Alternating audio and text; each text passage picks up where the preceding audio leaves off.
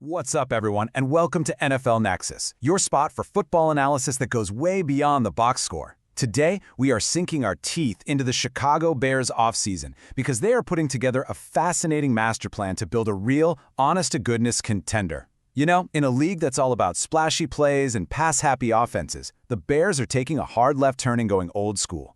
They're betting the entire future of their franchise on winning in the trenches. It's all about building a fortress from the inside out to protect their brand new quarterback. It's a bold strategy, and we're going to break down every single piece of it. Oh, and real quick, if you want to help support the channel, check out our NFL-themed coloring books. They're perfect for the kids, grandkids, or hey, even for you. The link's in the description.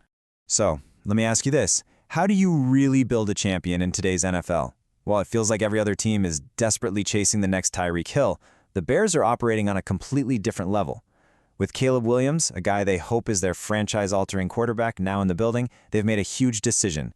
They've decided the path to winning isn't through the air. Nope, it's through the mud. Just think about that for a second. In an era of finesse and speed, Chicago is planting their flag and saying, no, we win right here in the dirt. It's an old-school mindset, and honestly, it is absolutely fascinating to unpack. All right, so here's the game plan for today. First, we're going to look at the big picture. What's the core philosophy driving this whole thing? Then we'll zoom in on how they're actually building that offensive fortress, piece by piece. After that, we get to the really good stuff, the drama on the defensive line, a tale of two very different trades. That's going to lead us right into a head-to-head showdown between two star players before we finally try to answer the million-dollar question. Is this formula actually going to work? Okay, let's kick things off with the philosophy itself. The central idea for General Manager Ryan Poles is, well, it's brutally simple. You win football games up front, period. And let's be really clear here. This isn't about making a flashy move to win the press conference or get fantasy football managers excited. No, this is about building something real, something tough, something that can go into Lambeau Field in January and punch you in the mouth. They're building an identity based on pure physical dominance. And look, when you go and draft a talent like Caleb Williams with the #1 overall pick, that big, broad philosophy, it suddenly gets laser-focused on one single, non-negotiable mission: protect the franchise. The entire future of the Chicago Bears now rests on the health and development of that one player. So every single move they make from here on out, every signing, every trade, it has to be viewed through that one lens. Does this make Caleb Williams' life easier? And maybe more importantly, does it make it safer?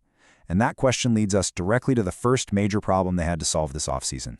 So how did they go about solving that problem? This is where their strategy gets really, really clever. See, they didn't just throw a blank check at the biggest name on the market. Instead, they used a two-pronged attack to overhaul their offensive line. It was a combination of one incredibly smart, low-cost move to bring in some stability and one massive high-stakes gamble that could either blow up in their face or pay off in a huge, huge way. Let's start with the safe bet, the new anchor right in the middle of their O-line. In a move that barely made a ripple in the news cycle, the Bears sent a 2027 fifth-round pick, that's practically nothing, to the New England Patriots for veteran center Garrett Bradbury. This wasn't a sexy move, it wasn't a headline grabber, but man, it was a critically important one, filling a giant hole right in the heart of their offense for next to nothing. But the real value here isn't just that they got him for cheap. It's what he does on the field. I want you to look at this number on the screen, 0. That's right. That is how many sacks and how many penalties Garrett Bradbury allowed last season. And that's over 1,070 snaps, a stretch that included the entire regular season and 4 playoff games. Just think about that. That level of perfect, disciplined, consistent play at the center position, that is the absolute definition of an anchor for your young quarterback. But hold on, because this move gets even better when you look at the synergy. By bringing in Bradbury, the Bears actually reunited him with their all-pro left guard, Joe Thuney. As you can see, Thuney is an absolute rock himself, also allowing 0 sacks with an elite PFF grade. But here's the kicker, the part I love. These two guys were teammates back at NC State in 2015. They were even road trip roommates. You can't manufacture that kind of chemistry in a training camp. That is instant trust, a built-in connection that is just invaluable on the interior of an offensive line. And if you're wondering just how much that kind of connection really matters, you don't have to look any further than the reaction from inside the locker room.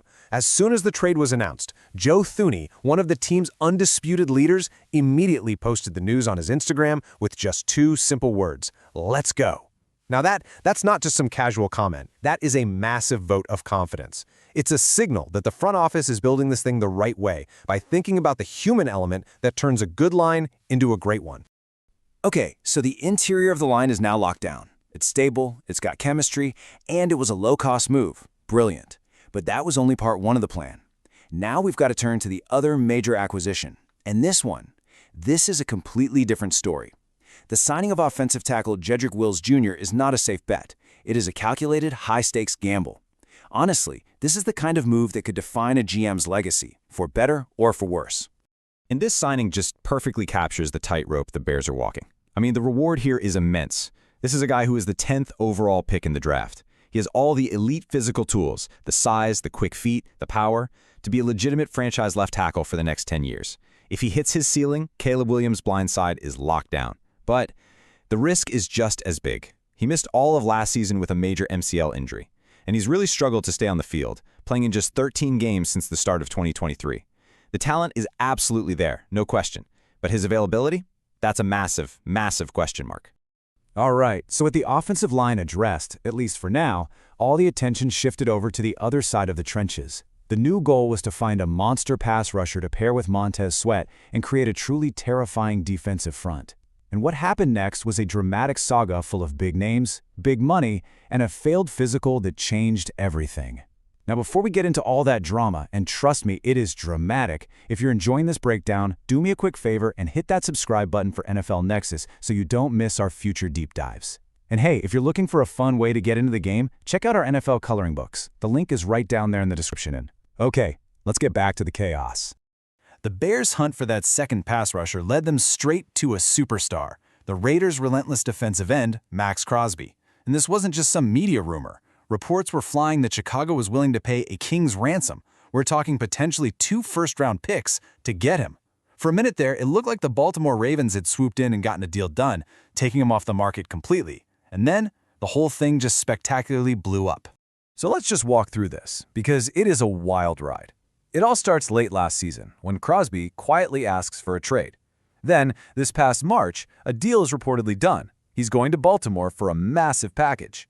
But then, the bombshell drops. The Ravens void the trade. Crosby failed his physical because of a major concern with his surgically repaired knee. And this is where it gets crazy. Almost immediately after that news breaks, Crosby's own surgeon issues a public statement saying his recovery is not just on track, but ahead of schedule. All of a sudden, the door swung right back open for a team like the Bears, but the entire situation had been flipped on its head.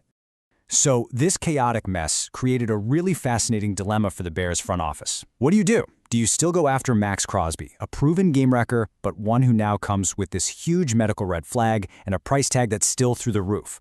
Or do you pivot? Do you look for a savvier, younger, and much, much cheaper alternative? And that's where a new name entered the chat in a big way. New York Giants defensive end Kayvon Thibodeau. Now, you might be asking, why on earth would a team even think about trading a former 5th overall pick like Thibodeau? Well, he's become what front offices like to call an expendable asset.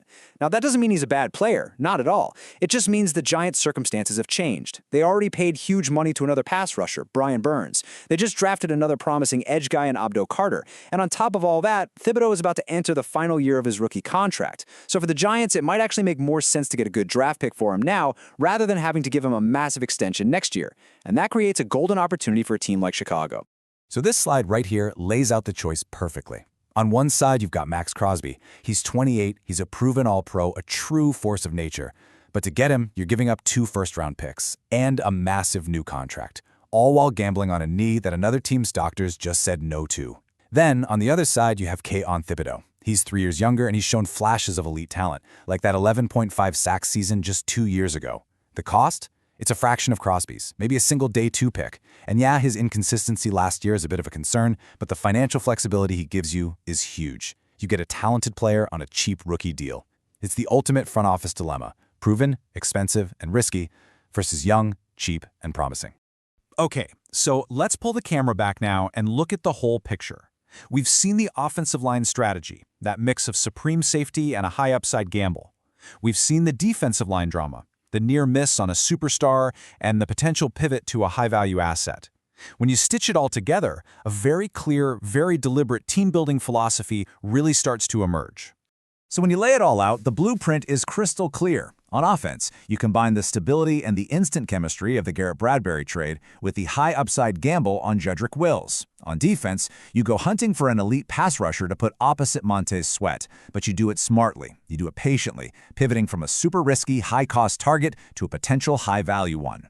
And it all comes back to that one central idea: build a physical fortress from the trenches out and give your young quarterback the absolute best ecosystem to not just survive, but to thrive.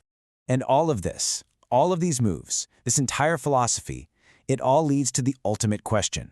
For what feels like an entire decade, the Bears have been searching for a sustainable identity. But this offseason, with this aggressive, focused strategy of building from the inside out, it just feels different, doesn't it? It feels like this could be a real turning point for the whole franchise. So have they finally found the formula?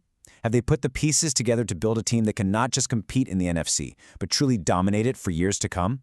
So what do you think is the right call? I really want to hear your take on this one. Do the Bears go all in for Max Crosby, betting on his proven dominance despite that massive risk and cost? Or do they make the smarter, safer, value-based trade for Kayvon Thibodeau? Let me know your choice down in the comments below.